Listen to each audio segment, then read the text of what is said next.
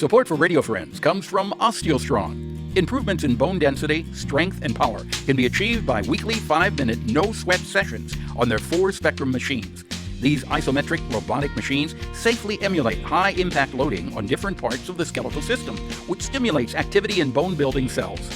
Balance and agility can be improved by 2-minute sessions on vibration plates. Every session is supervised by a trained coach. Learn more on Facebook or call to set up a complimentary wellness assessment and session. Good morning and welcome to Radio Friends on Thursday, March the 31st. Gary Wunder is with us from the National Federation of the Blind, and we've got a pretty interesting topic today. Blind people driving cars, and something is happening today with a person driving a car totally blindfolded, right? Yeah, exactly. Actually, whether they'll blindfold him or not, I don't know. It's irrelevant, though, because he's totally blind.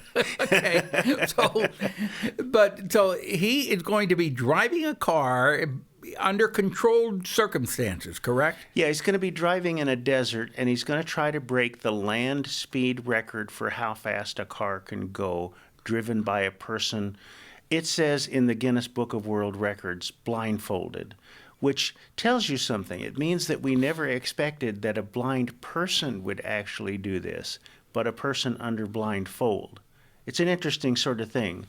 It gets down to how we are sometimes questioned about how we would encourage a blind person to do something risky, like when we helped Eric Weinmeier climb Mount Everest, or when we helped Matt Decker sail across the sea on a ship with completely non-visual navigation.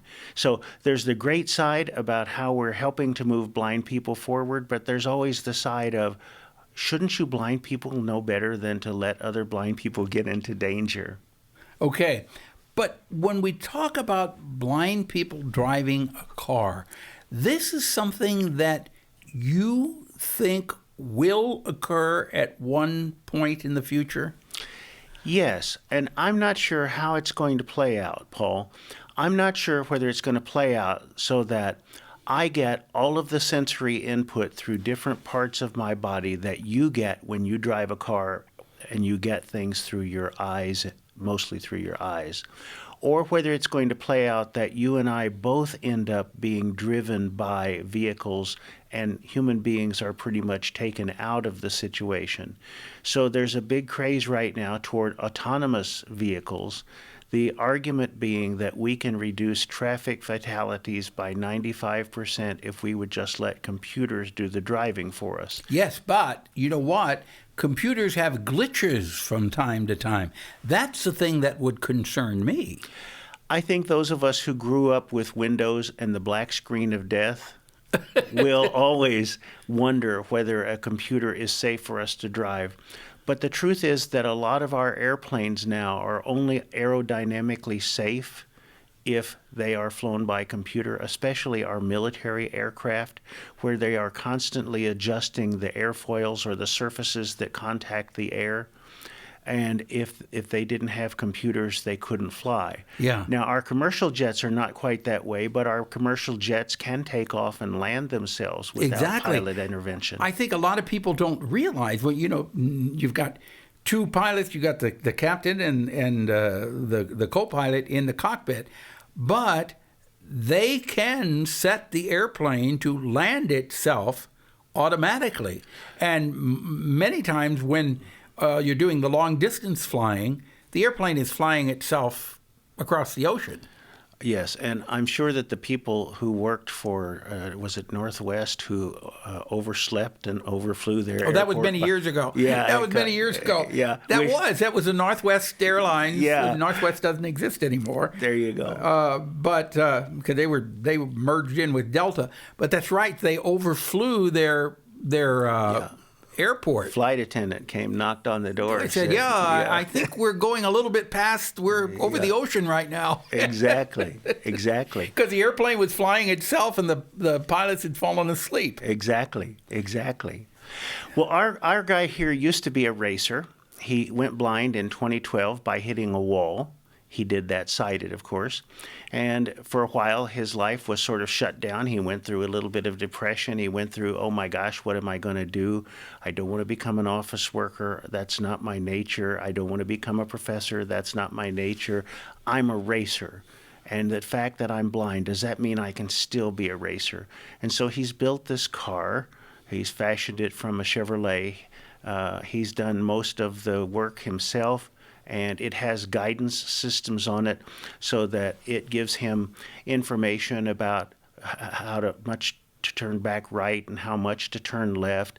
And it has special sensors so that if he goes far enough off the beaten path, it automatically does a shutdown. But what he wants to do is he wants to break, I believe it's a 201 mile an hour speed record, and become the fastest person who is, quote, blindfolded to ever drive a vehicle. It's going to be pretty cool. Yeah. Yeah, I tell you what, I wish him the very best of luck.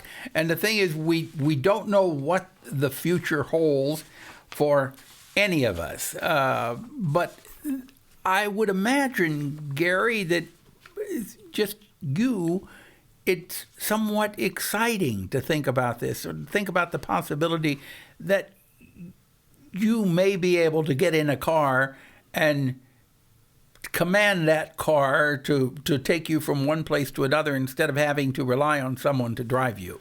Transportation can be a big problem. If you live in certain parts of Missouri, you actually have to go find somebody to drive. There are no services.